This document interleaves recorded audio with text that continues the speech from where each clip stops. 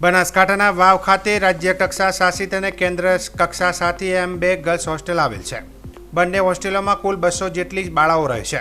જે ગર્લ્સ હોસ્ટેલમાં વાલીઓની મીટિંગ યોજાઈ હતી, જેમાં જિલ્લા કોઓર્ડિનેટર, તાલુકા શિક્ષણ અધિકારી તેમજ બીઆરસી અને ગર્લ્સ હોસ્ટેલ ગૃહમાતા અને વાલીઓ ઉપસ્થિત રહ્યા હતા। આ મીટિંગમાં બંને હોસ્ટેલનો એક સાથે રસોઈ બનાવાતી હોય વાલીઓએ ઉગ્ર વિરોધ દર્શાવ્યો હતો અને બંને હોસ્ટેલોમાં અલગ અલગ રસોઈ બનાવવામાં આવે તેવી માંગ કરી હતી। જો કે જવાબદાર તંત્ર દ્વારા વાલીઓને યોગ્ય જવાબ ન મળ્યો હોવાથી વાલીઓ રોષે ભરાયા હતા, જે અંતર્ગત વાલીઓએ તંત્ર પર અનેકો આક્ષેપ કર્યા હતા।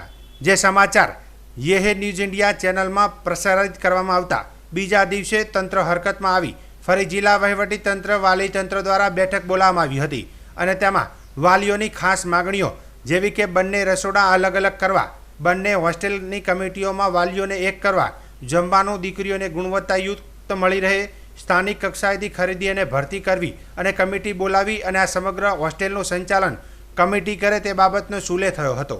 વાવ તાલુકામાં ચાલતી 2 ગર્લ્સ હોસ્ટેલો છે। એ હોસ્ટેલો 2 દીકરીઓની છે। એ ગર્લ્સ હોસ્ટેલોની અંદર અમે દીકરીઓના ન્યાય માટે લડ્યા હતા। પહેલાં 2 હોસ્ટેલો અલગ અલગ હતી અને પછી 2 હોસ્ટેલો મર્ગેજ કરીને કરવામાં આવી। તે દરમિયાન દીકરીઓની માગ હતી કે અમારે બરાબર જમવાનું બીજું આવતું નથી, અમારે જેમ રાબેતા મુજબ હતું એમ અલગ રસોડું કરાવી આપો। તે દરમિયાન અમે ઉપર રજૂઆત કરી હતી, પણ અમારી કોઈ રજૂઆત વાલીઓને સાંભળવામાં આવી નથી।